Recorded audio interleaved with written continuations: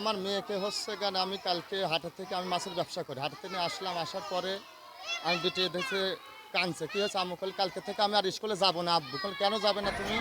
হচ্ছে আমি পেটি করার সময় আমি হচ্ছে একটু লাইন ক্রস হয়েছিল, আমাকে স্যার হচ্ছে কেন পায়ের ফার বাড়ি দিছে, চলে মারিছে, কান ধরে মোচড় দিছে। তো আমি আর কালকে থেকে স্কুলেই যাবো না। আমার মেয়েকেও মারছে মারার পর আপনার বাচ্চা কান্নাকাটি করে ভয়ভীতি দেয়, স্কুলে আসতে চায় না।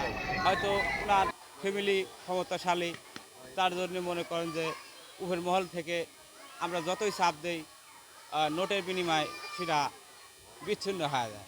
কিছুদিন আগে আমার মেয়ে স্কুলে ছিল, এখন শিক্ষকরা মারতেই পারে, শাসন করতেই পারে, তাকে মারে না, তাকে ডাকতে পারে না, শিক্ষকের নাম করে দিতে ভালো হয়েছে। পরে বললাম এখানে স্যার মারিছে, কিন্তু থালি স্যারের যা বলি, মেয়ে করলো যে না আমু কোয়া লাগবি না। তা আজকেও কালকেও শুনলাম যে অনেক মেয়েদেরকে মারছে। তো এই অত্যাচার তো ভালো না। আমার বাচ্চাকে মারছে, একটা বাড়ি মারছে পিঠের উপরে, ওখানে কালো হয়ে ফুলে রয়েছে। তারপরে নিয়ে এসে পেটি করাইতে লাগছে, অজ্ঞান হয়ে পড়ে গেছে আমার মেয়ে। অজ্ঞান হয়ে পড়ে যাওয়ার পর তাকে মনে করেন সব নিয়ে আমার বাড়িতে নিয়ে আসছে, আমি প্রাথমিক চিকিৎসা করা সুস্থ করি তাকে।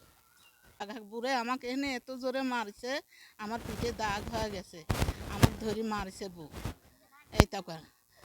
এই মাস্টার ঠিক আছে, এ তো মনে করেন যে এই এলাকার যত বাচ্চা চাল পড়া আমার কাছে অনেক কমপ্লেনের আগে আছে, কিন্তু আমি দেইনি, যেহেতু গ্রামের ছেলে, যার কারণে আমি কাউকে বলি না।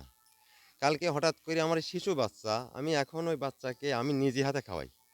এই বাচ্চা কালকে লাইনে দাঁড়ানোর কারণে লাইনে দাঁড়া এইভাবে দাঁড়া ছিল, তার হাত বলে পিটি পাত দেওয়ার কথা ছিল, দেয় নাই, যার কারণে তাকে চলে মারিয়ে সেই চলটা ফোলা দিচ্ছে। ঠিক আছে, আসলে আমরা ছেলেদেরকে মেয়েদেরকে আসলে মারাধর করি না, আমরা ওদেরকে এক জায়গায় বসায়, যখন ওরা মানে একজন আরেকজনের সঙ্গে গণ্ডগোল করে, মারামারি করে, তখন বাধ্য হয় আমাদেরকে সামাজিকতা রক্ষার্থে উভয়কে বুঝ দিতে হয়। এখন এগুলো যদি অভিভাবকরা অতিরিক্ত কিছু মনে করে, তাহলে তো আমাদের শিক্ষকদের জন্য বিপদ। এখন সহকারী শিক্ষকরা হাল ছাড়িয়ে দিবি যে হেড স্যার লাঞ্ছিত হচ্ছে, আমরা লাঞ্ছিত হব।